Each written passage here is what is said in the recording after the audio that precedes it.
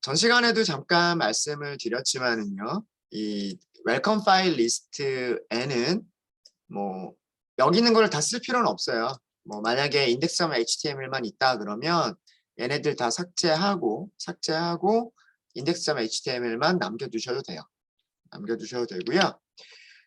이거를 여러 개를 이렇게 작성을 하는 이유는 뭐냐면 서버가 웰컴 파일을 찾는 순서예요. 서버는 웹앱이라고 하는 폴더 밑에서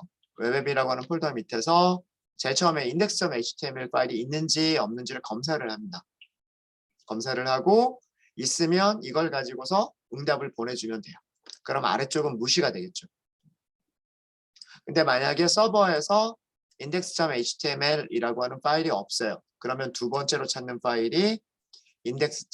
확장자가 3글자짜리 htm이라고 하는 파일이 있는지를 검사해요.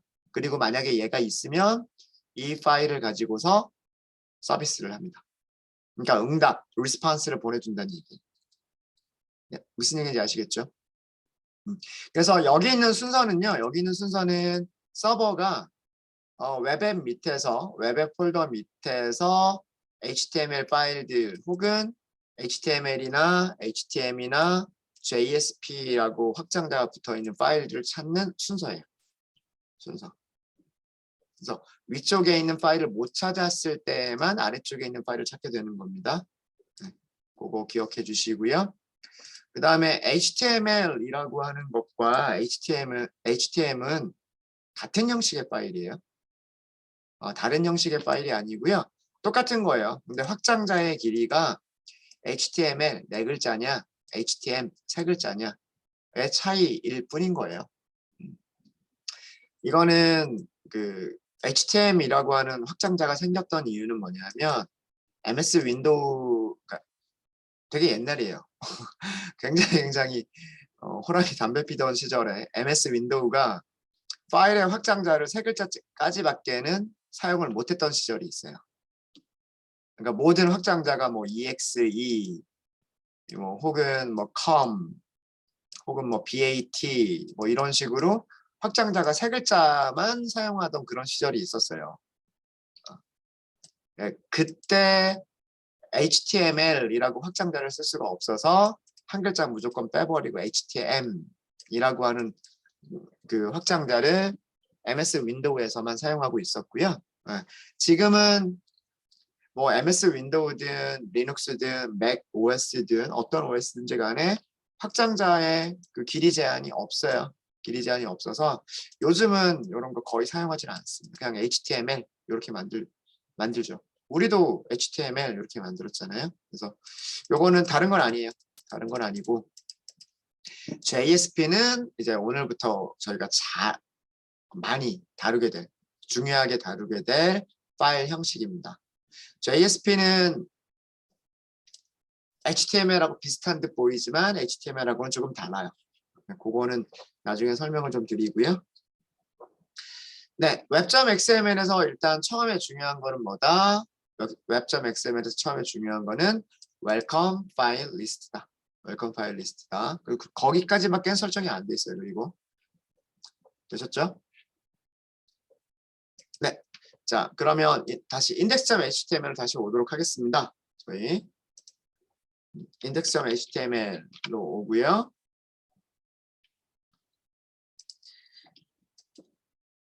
바디에서 우리 UL 만들어 볼까요?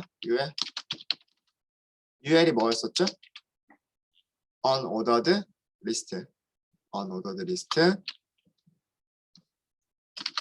자, 그리고요. 여기에서 ordered list는 무엇을 갖죠? li list 아이템을 갖죠. 리스트 아이템 안에다가 링크를 만들겠습니다. 링크는 앵커 태그로 만들죠. href 속성은 어디로 이동할 것이냐라고 하는 거를 사용을 하는 거죠. 그렇죠? 자, 여기를 first라고 하도록 하겠습니다. 이렇게까지만 할게요. 이렇게까지만.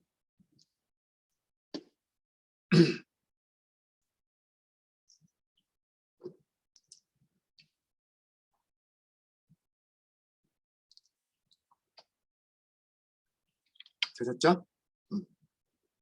자, 그러면 우리 다시 한번 그 웹페이지 브라우저에서요. 브라우저에서 여기 주소줄 그대로 되어 있죠. 로컬호스트 8181 요거는 서버 주소고요. 그 다음에 JSP 1번 컨텍스트 루트 프로젝트 파일을 찾는 위치, 프로젝트 파일이 어디에 저장되어 있느냐라고 하는 걸 찾는 위치, JSP 1번 새로 고침해 볼게요. 네, 새로 고침하면 여기 이렇게 링크가 하나 생겼죠. 우리 방금 UL하고 LI 만들었으니까, 그렇죠? 네, 여기 first sublet이라고 하는 걸 클릭하면 어떻게 될까요? 클릭하면 자, 일단 주소가 어떻게 바뀌죠? 주소가 이렇게 바뀝니다. 여기 주소가 first가 더 붙는 거예요. 그죠? 우리가 링크에서 어떻게 만들었냐면 여기 href라고 하는 곳에 first라고만 했거든요. 이 first라고 하는 게 무엇을 의미하는 걸까요?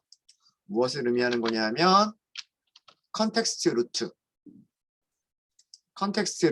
뒤에 무엇을 붙인다? href 속성에 있는 그 주소 값을 붙여준다는 얘기예요. 무슨 얘기인지 아시겠죠? 네.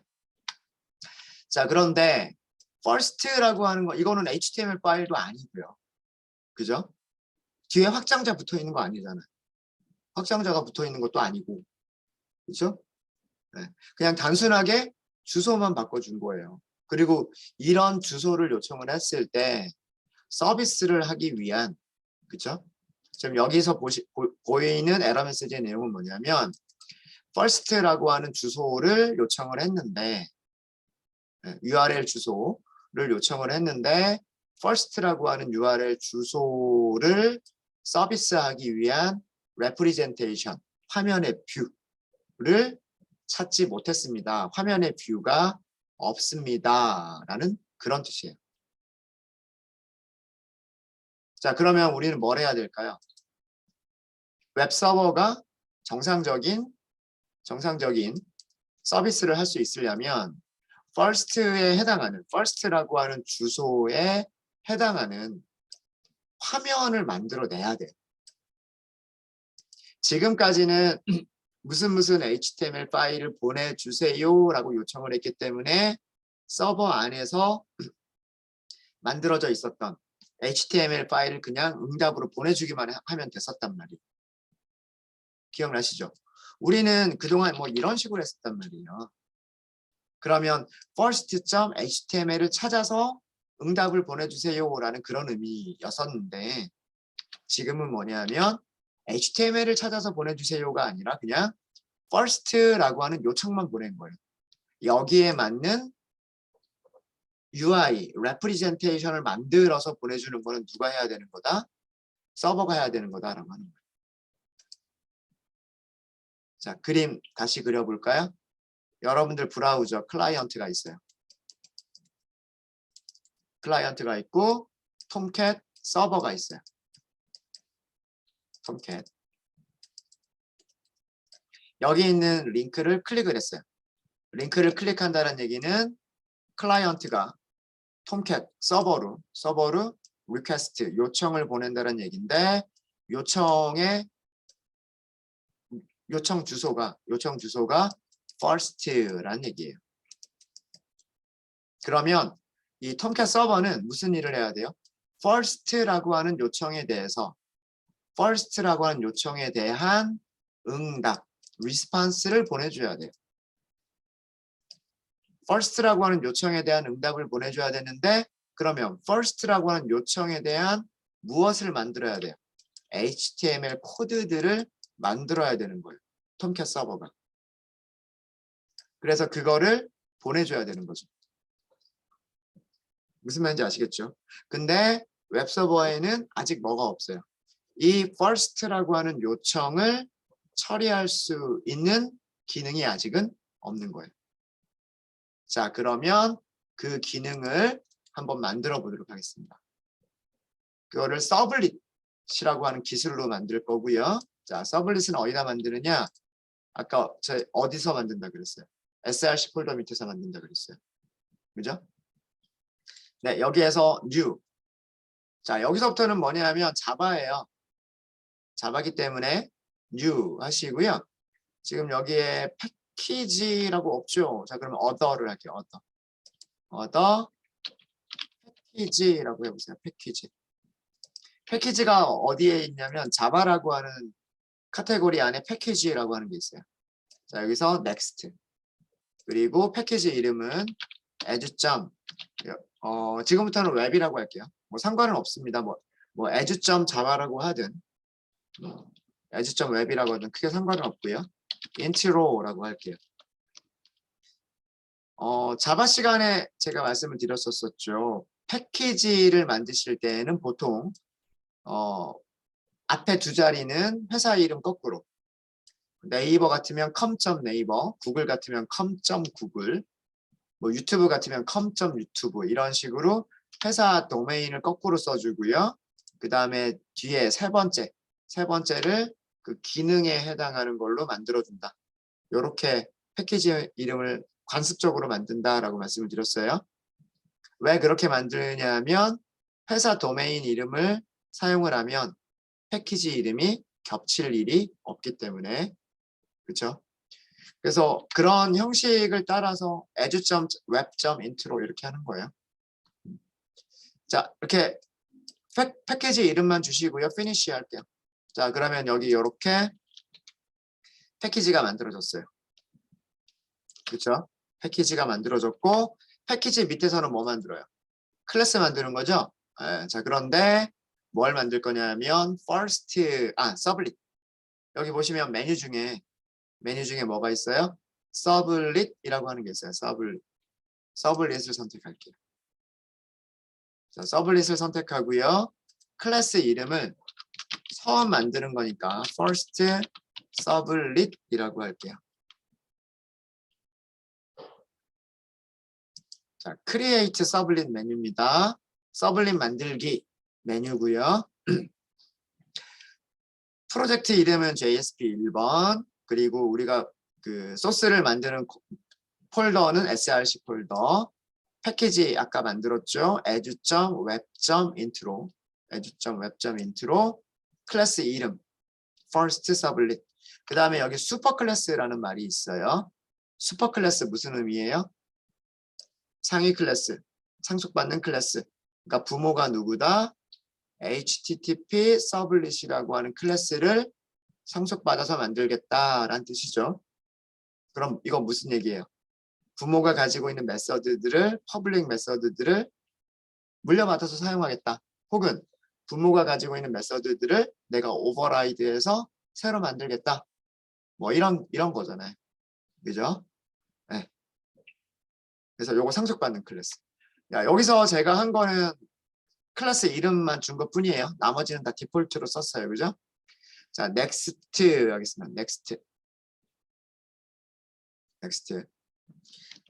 자, 일반적인 클래스 만드는 거랑 살짝 다르죠. 메뉴가 살짝 다르고요. 자, 여기 이름이라고 있어요. 이름. 자, 이름 부분이 뭐라고 돼 있죠? 클래스 이름과 동일하게 돼 있어요. 클래스 이름과 동일하게 되어 있는데 여기를 뭐라고 바꿀 거냐면 첫 글자만 소문자로 바꿀게요. 다른 거 그대로 다 놔두시고요. 첫 글자만 소문자로 바꿀게요. 자, 이거는 어떤 관습일까요? 클래스 이름은 모든 글자의 첫 글자를 다 대문자로 시작하는 그런 관습을 따르고, 변수 이름이나 메서드 이름은 소문자로 시작하고 두 번째 이상 단어에서부터 첫 글자만 대문자로 만드는 그런 관습을 따르죠. 예, 맞습니다. 그거 사용한 거예요. 그러니까 클래스 이름이면 first, 서블릿 이렇게 쓸 거고, 변수 이름이면 소문자 F, first, 서블릿 이렇게 쓰겠죠. 예, 이런 관습을 따르는 거고요. 뭐 바꾸지 않아도 상관은 없긴 해요. 근데 이렇게 바꾸고, 자, 그 다음에 밑에 URL 매핑이라고 하는 게 있어요. URL 매핑. 뭔가 URL 주소라는 의미겠죠. 거기에 매핑되어 있는, URL과 매핑되어 있는, 자, 여기 뭐라고 되어 있어요? first sublet이라고 되어 있단 말이에요. 그쵸? 자, 이거를 바꿀게요. 더블 클릭하시면 에디트 메뉴로 바로 들어가요. 오른쪽에 에디트를 클릭하실 수도 있으시고요. 아니면 이거를 더블 클릭하셔도 돼요. 자, 여기에 제가 뭐라고 바꿀 거냐면 first라고까지만 바꿀 거예요. 이렇게만 바꿀 거예요. 패턴을, URL 패턴을 이렇게 하고 OK. 자, 그러면 여기가 바뀌었죠? 바뀌었죠? Next. 다시 보여드릴까요? 제가 어디를 수정했냐면 여기 수정했고요. 그 다음에 여기 수정했어요. name과 URL 매핑을 수정을 했습니다. name과 URL 매핑을 수정을 했고요. 자, 그 다음에 next를 한 거예요. next를 했고 여기 메뉴를 보면은요. 메뉴를 보시면 뭐 생성자를 만들겠다. 그 다음에 추상 메서드를 구현하겠다. 그 다음에 do get과 do post를 만들겠다. 뭐 이런 내용들이 있어요. 자, 이거 전부 다 상속과 관련된 얘기들이에요. 상속. 부모 클래스의 생성자가 있고, 부모 클래스의 생성자가 있고, 내 클래스에서 부모 클래스의 생성자를 이용해서 자식 클래스의 생성자를 만들겠다. 그런 내용이고요. 그 다음에 부모 클래스에 추상 클래스가 있으면 어때요? 추상 메서드.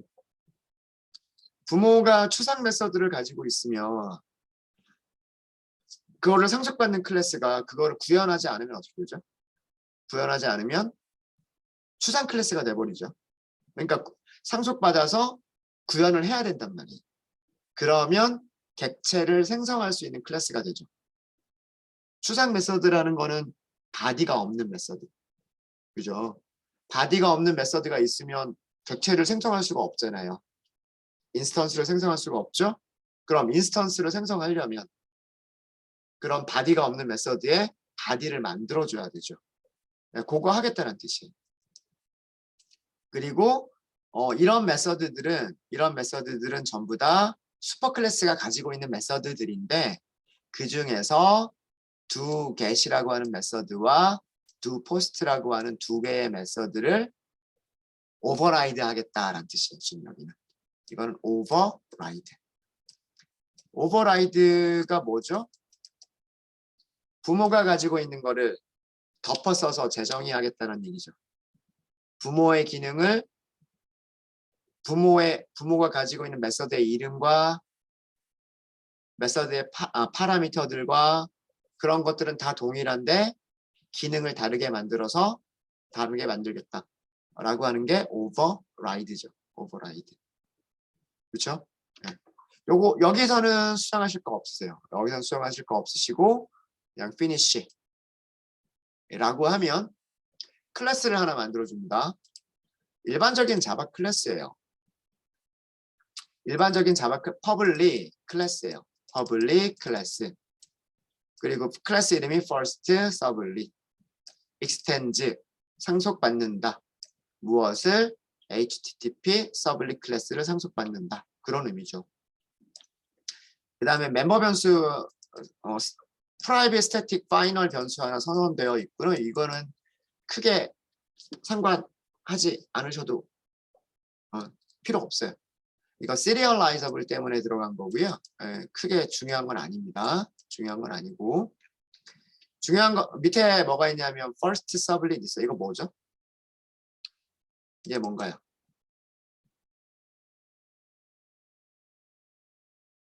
여기서부터 여기까지 이거 뭔가요? 생성자. 맞습니다. 생성자. 클래스 이름하고 똑같잖아요. 그죠? 클래스 이름하고 똑같고 앞에 리턴 타입 없죠. 메서드면 반드시 리턴 타입이 있어야 돼요. 자바에서 메서드라면 반드시 리턴 타입이 있어야 되지만 여기는 리턴 타입이라는 걸 쓰지 않았어요. 클래스 이름과 똑같고 리턴 타입이라는 게 없고 파라미터를 선언하고 있고 바디가 있어요. 이거는 뭐다? 이거는 생성자예요. 생성자고요. 생성자의 껍데기가 만들어진 거예요. 여기 뭐라고 되어 있어요? 생성자 스톡 껍데기다 라는 뜻이에요. 자동으로 만들어진 생성자 껍데기다. 할 일이 있으면 여기서 코드를 만들어라. 이 밑에서 코드를 만들어라 라는 그런 뜻입니다. 이해되시죠? 요렇게만 하시면 돼요. 그래서 얘는 생성자고요. 생성자고 지금 이 코드는 뭐예요? 이 코드는 부모 클래스의 여기서 부모 클래스라고 하면 누구를 얘기하는 거죠? HTTP 서블릿 부모 클래스의 생성자를 명시적으로 호출하고 있는 거죠. 여기에서 만약에 이거를 지웠어요. 지우면 어떻게 되나요? 호출이 부모 클래스의 생성자가 호출이 돼요? 안 돼요?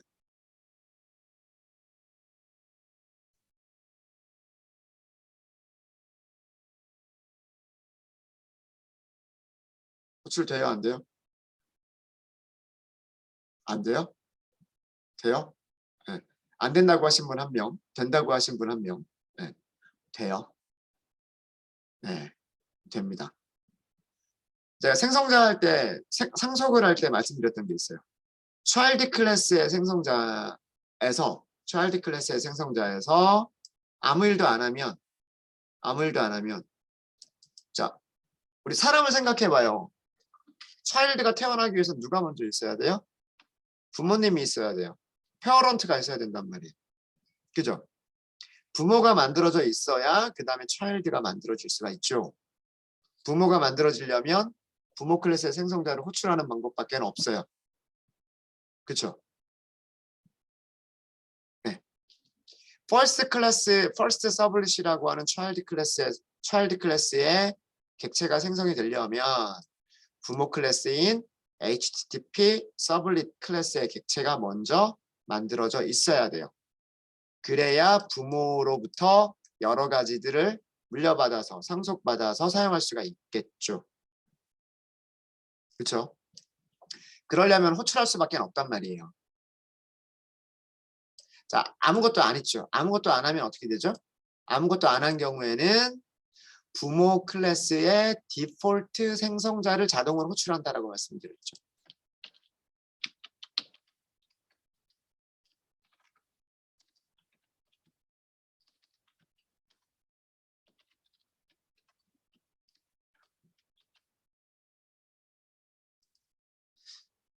차일드 클래스의 생성자에서 아무 일도 하지 않으면 부모 클래스의 디폴트 생성자는 자동으로 호출이 된다라고 말씀을 드렸어요. 그래서 사실 이 코드는 쓸 필요가 있다 없다. 이 코드는 있으나 마나한 거예요. 사실은. 어차피 자동으로 호출되는 코드인 거예요. 그래서 부모 클래스가 먼저 만들어지고 그 다음에 차일드 클래스의 객체가 만들어지게 되는 거죠. 이해되시죠? 지금 파라미터가 아무것도 없죠.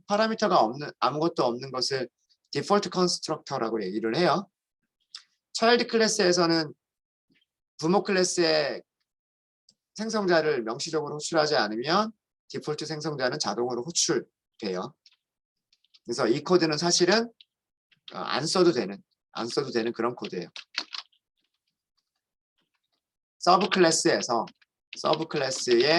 생성자에서 슈퍼 클래스의 생성자를 명시적으로 호출하지 않는 경우에는 슈퍼 클래스의 디폴트 기본 생성자 디폴트 컨스트럭터가 자동으로 호출됩니다. 사실 이 코드는 없어도 되는 코드예요. 생성자에서 만약에 할 일이 있다라고 한다면 뭐 예를 들어서 여기에 어떤 다른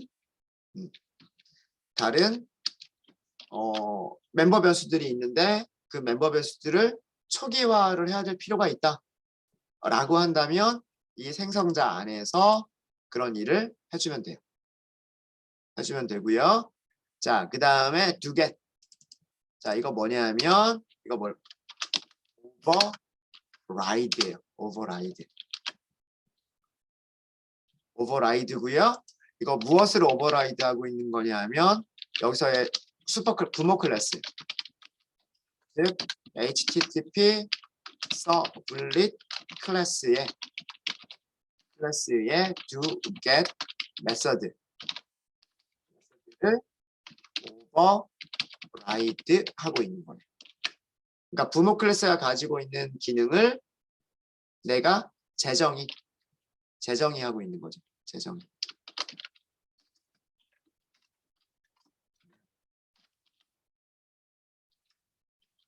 이클립스는 여기를 오버라이드라고 자동으로 만들어 주진 않지만 이건 오버라이드. 원래는 보세요. HTTP 서블릿 클래스의 do get 메서드를 살펴봐라. 그런 내용이에요. 여기 주석이 뭐냐면 여기 주석의 내용은 HTTP 서블릿 클래스의 do get 메서드가 무슨 일을 하는 건지 문서를 봐라. 그런 내용이에요. 그래서 어노테이션을 붙여주고 안 붙여주고는 크게 상관은 없죠. 어노테이션을 붙여주면 자바 컴파일러는 하나를 더 검사를 해주는 거죠. 이 메서드의 이름이 부모 클래스한테 있는지, 메서드의 파라미터의 개수가 부모 클래스가 가지고 있는 메서드의 파라미터 개수와 같은지, 메서드의 파라미터 타입이 부모 클래스가 가지고 있는 메서드의 파라미터 타입과 같은지, 이런 것들을 컴파일러가 검사를 해주는 거예요. 즉 부모 클래스가 가지고 있는 메서드와 프로토타입이 똑같은지를 더 검사를 해주는 게 오버라이드라고 하는 어노테이션이죠. 이거 어노테이션이라고 제가 말씀을 드렸었습니다. 이 어노테이션을 쓰지 않으면 자바 컴파일러는 오버라이드 하는 건지 하지 않는 건지를 검사를 안 하는 거고, 오버라이드라고 하는 어노테이션을 사용하면 자바 컴파일러는 오버라이드가 맞는지 맞지 않는지를 한 번 더 검사를 해주는 거예요. 그것뿐입니다. 자, 그 다음에 밑에 옆에 있는 코드는 이 메서드가 익셉션을 던질 수도 있다라고 선언하는 것뿐이에요. 익셉션을 던질 수 있다라고 선언하는 것뿐이에요. 그럼 만약에 누군가가 이런 메서드를 호출할 때에는 어떻게 될까요? 누군가가 이런 메서드를 호출할 때에는 반드시 try catch로 묶어야 되겠죠. 그렇죠? exception을 던진다라고 선언을 해버렸기 때문에, 그렇죠? exception을 던진다라고 선언을 해버렸기 때문에 호출하는 곳에서는 exception을 처리하겠다라고 해줘야 된단 말이에요. try catch로 묶어주는 방법이 있을 수가 있겠죠. 네, 그런 내용인 거예요. 문법적으로는 저희가 자바 시간에 다 공부한 내용입니다. 이 메서드가 무슨 일을 할지는 모르겠지만 문법적인 내용들은 다 저희가 자바 시간에 공부한 내용들이에요. 그렇죠? 자, 여기 protected의 의미는 뭐예요? protected.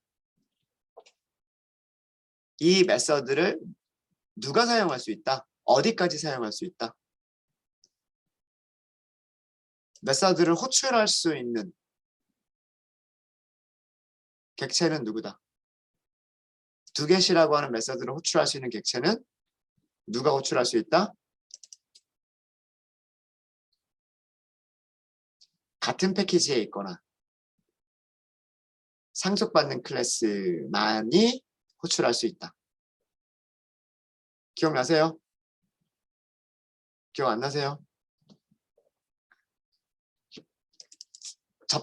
접근 수식어죠, 이거. 모디파이어. 억세스 모디파이어잖아요. 억세스 모디파이어, 여러분들 자바 잊어버리셨을까봐 복습 좀 할게요. 억세스 모디파이어 가장 범위가 좁은 게 뭐예요? 프라이빗. 그 다음은 이것보다 넓은 거는 패키지. 근데 패키지라고 하는 키워드를 사용하는 게 아니라 앞에 생략하는 거죠. 앞에 아무것도 안 쓰는 거고.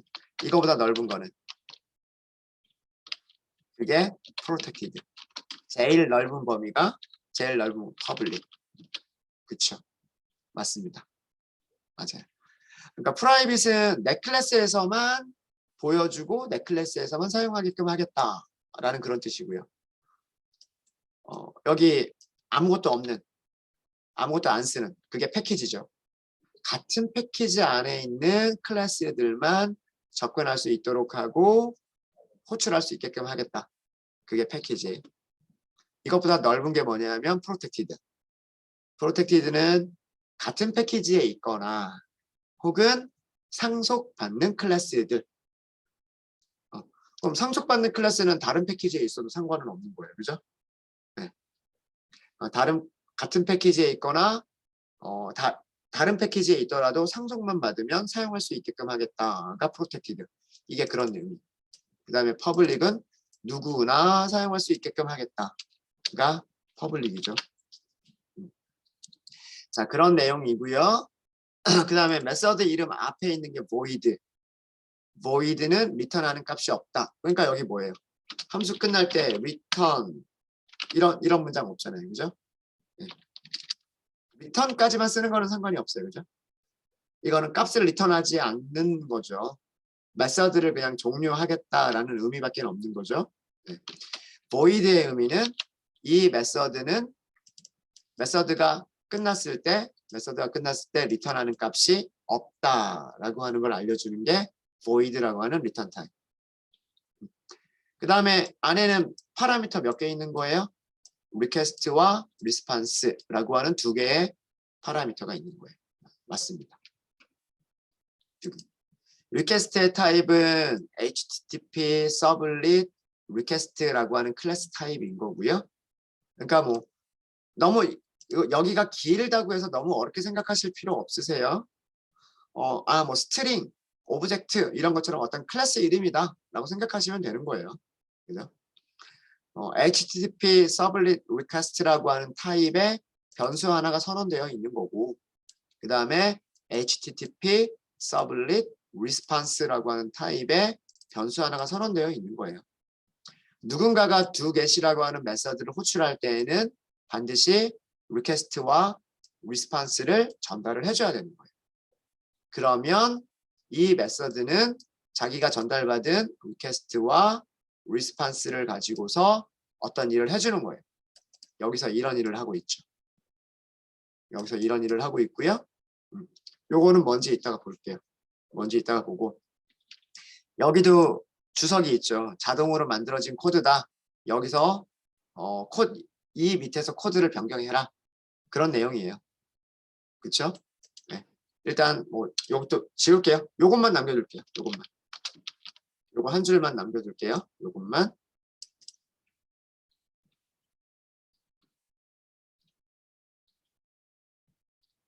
요 자세한 내용은 나중에 하고요. 밑에 두 포스트. 자, 이것도 보시면 아까 우리가 서블릿을 만들 때 두 겟과 두 포스트를 만들어 주세요라고 체크를 했었단 말이에요. 그죠? 그때 만들어진 거예요. 이것도 뭐냐면 부모 클래스가 가지고 있는 메서드 중에 두 포스트라고 하는 메서드가 있었는데 그거를 뭘 한 거냐면 override를 한 거예요. override. 두 포스트라고 하는 것도 protected 같은 패키지나 상속받는 클래스에서만 호출할 수 있는 메서드인 거고요. 파라미터는 request와 response를 전달을 받고요. 그리고 exception을 던질 수 있는 메서드예요. exception을 던질 수 있는 메서드고 여기서는 이런 일을 한대요. 두 포스트가 두 겟을 호출하고 있네요. 얘를 호출하죠. 그럼 얘는 이거니까 이런 일을 하겠네요. 그렇죠? 이런 구조인 거예요. 이런 구조. 뭐 어려운 거 있습니까? 문법적으로는 어려운 게 없죠. 얘네들이 무슨 일을 하는 건지는 모르겠으나 문법적으로는 그렇게 어려운 건 없어요. 저희가 수업 시간에 다 다룬 내용들이에요. 자, 그리고 아까 제가 두 개 메서드가 익셉션을 던질 수 있다라고 선언되어 있기 때문에 두 개 메서드를 호출하는 곳에서는 반드시 try catch를 써야 된다라고 말씀을 드렸어요. 근데 doPost에서 두 개를 호출하고 있죠. 호출하고 있는데 뭘 안 하고 있어요? try catch를 안 하고 있네요. 왜 에러가 없을까요?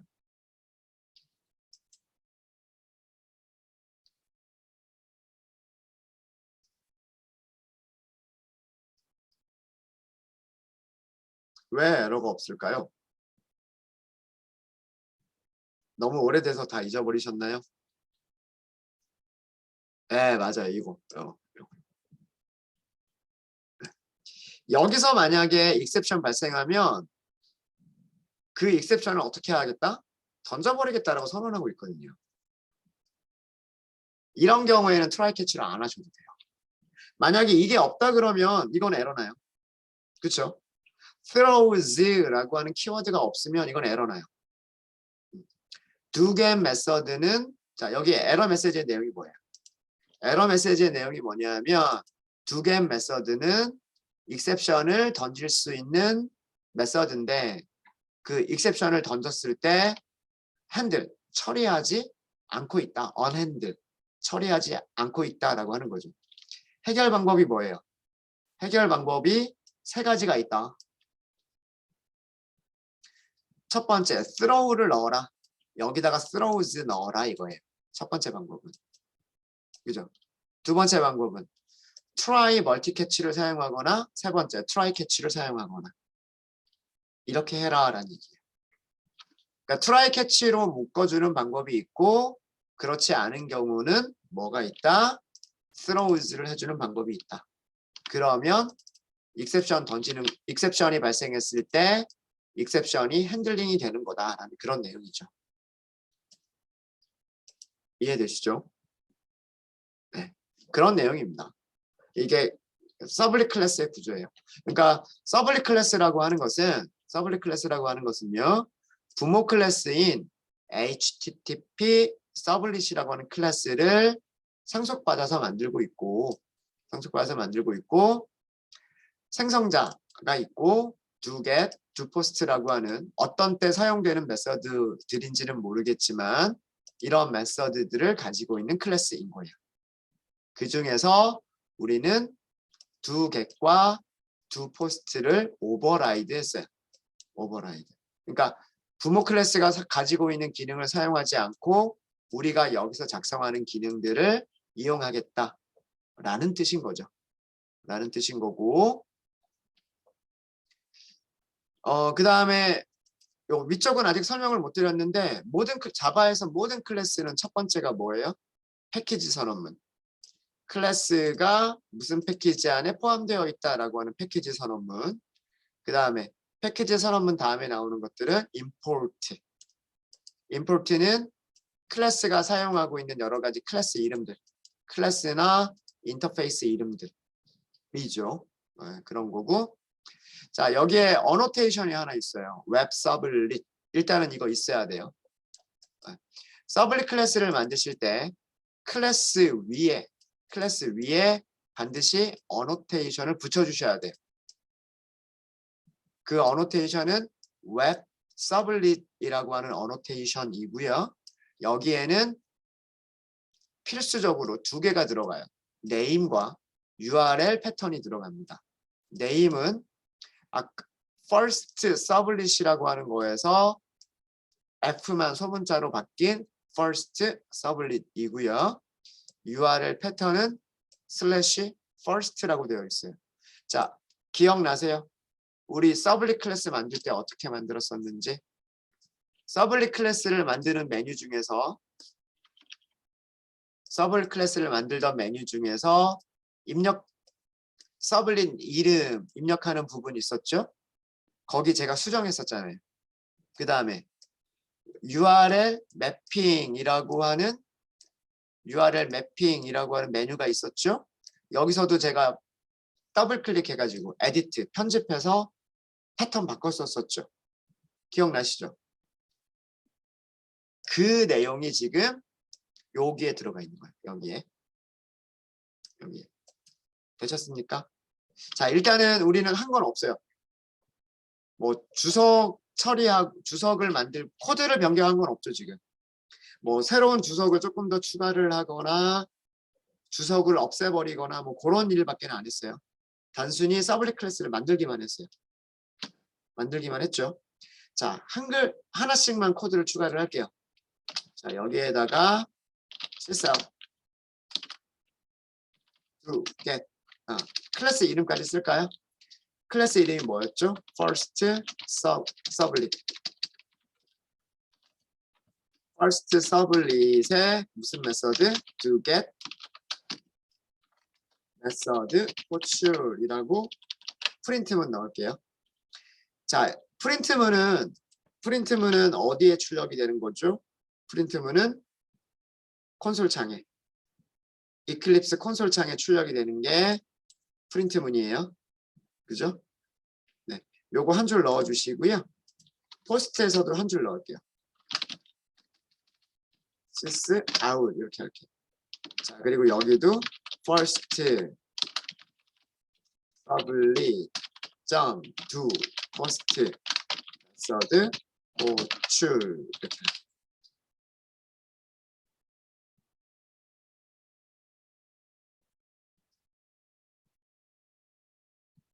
네, 되셨습니까?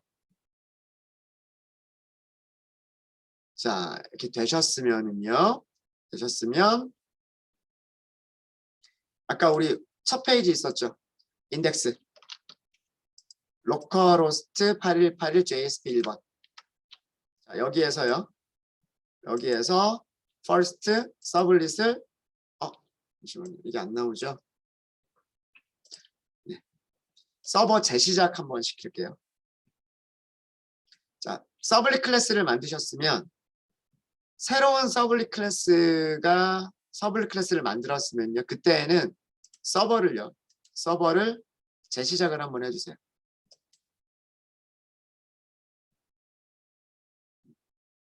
서버를 재시작을 한번 해주시고요. 그런 다음에 클래스는 이게 자동으로 추가가 안 돼서 그래요. 새로운 그 클래스가 추가가 될 때마다 웹서버에 자동으로 추가가 안 되거든요. 그걸 하려면 웹서버를 다시 껐다가 키는 방법이 있어요. 자, 이렇게 하시고 아까 여러분들 홈페이지에서 index.html이죠. first sublet을 클릭을 한번 해보세요.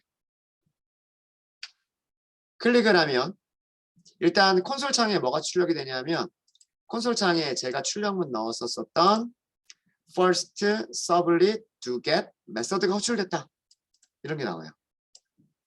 이런 게 나오고요. 브라우저는 뭐라고 보이죠? served at JSP 1번이라고만 나와요. 여기까지 안 나오시는 분.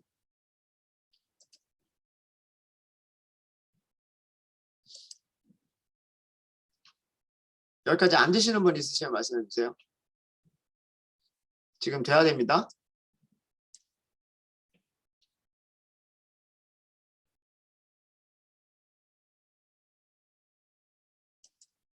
잘 되세요?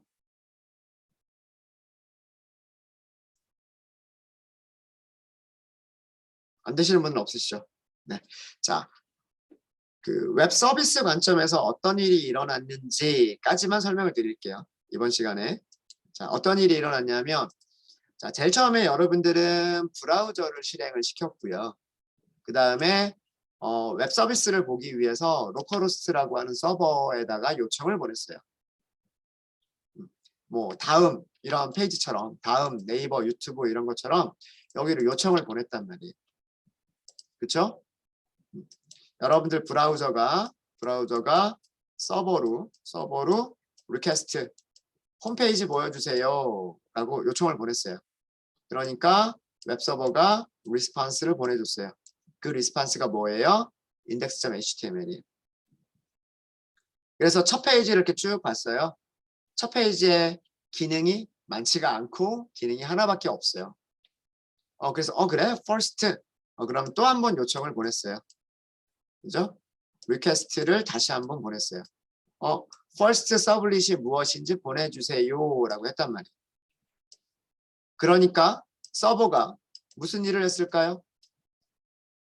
서버에서 무슨 일이 일어났냐면 우리가 만든 doGet 메서드가 호출이 된 거예요.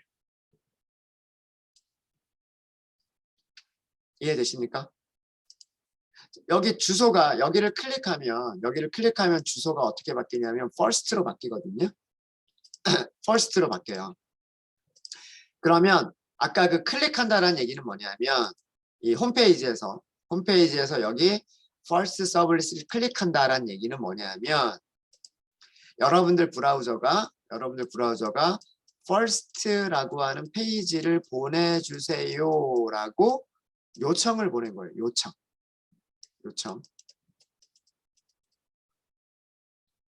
그리고 대부분의 요청은 제가 그 폼을 하면서 get 방식과 포스트 방식에 대한 얘기를 드렸던 적이 있을 거예요. get 방식은 주소줄에서 쿼리 스트링을 사용을 하는 거다. 포스트 방식은 쿼리 스트링을 사용하지 않고 데이터들을 패킷에 감싸고 보내주는 거다. 이런 얘기 했었죠. 디폴트 방식은 get 방식이다라고 했잖아요. 그죠?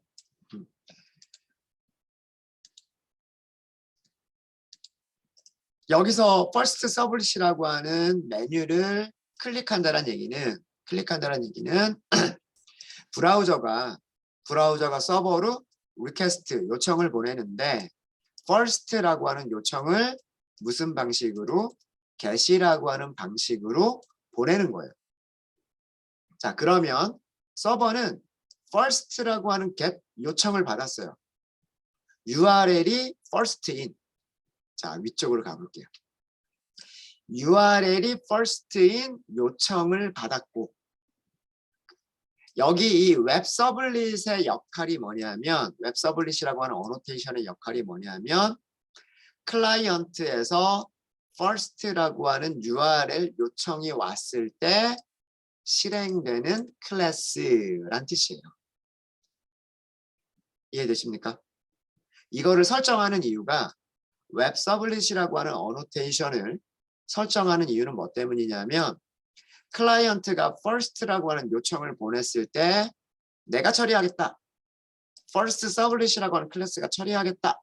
라고 선언을 하는 부분이에요. 그래서 웹서버가 이 요청, first라고 하는 요청을 보고서 무슨 객체를 찾는 거예요? first 서블릿 객체를 찾는 거예요. first 서블릿 객체를 찾아서 그 객체가 가지고 있는 무슨 메서드를 호출을 해줘요? doGet 메서드를 호출을 하는 거예요. 누가 호출하는 거다? 톰캣 서버가 호출을 하는 거예요. 서버가. 웹 서버가. 여기는 지금 메인이라고 하는 게 없어요. 우리가 지금까지 만들었었던 자바 프로그램과는 좀 달라요. 웹 서버는 이미 실행되고 있어요. 그러니까 메인이 이미 실행되고 있는 중인 거예요. 메인이 이미 실행되고 있는 중인데 요청이 first라고 하는 요청이 들어온 거예요. first라고 하는 요청이 들어와서 웹서버가 서블릿을 찾는 거예요. 아, 이런 URL에는 first 서블릿이라고 하는 클래스의 객체가 매핑이 되어 있어 라고 서버가 찾는 거예요. 서버가 찾아서 get 방식의 요청이기 때문에 doGet 메서드를 호출하는 거예요. doGet 메서드를 호출하면 얘가 무슨 일을 하고 있냐면 일단 콘솔 창에다가 출력을 해줘요. 이렇게 콘솔 창에다 출력을 하고 그 다음에 리스폰스 응답이죠. 응답. 리스폰스를 만드는 거예요. 리스폰스를 뭐라고 만드냐면 이렇게 만드는 거예요. served at 이라고 하는 문자열을 만들고 그 문자열에다가 context pass라고 하는 거를 append 붙였어요. 그것까지를 얘가 한 거예요. 그래서 여기까지를 했죠. 그럼 서버는 그걸 받은 거예요. 두 개 메서드가 만들어준 문자열이 있는 거예요. served at이라고 하는 문자열을 받은 거예요. 그걸 어떻게 한 거예요? 클라이언트한테 response, 응답을 보내준 거예요. HTML이라고 하는 게 없죠. 그냥 served at 이라고만 하는 문자열을 응답으로 보내준 거예요. 그래서 브라우저가 받았죠. 브라우저가 렌더링을 한 거예요. 이렇게. 자, 어떤 일이 일어난지 아시겠습니까?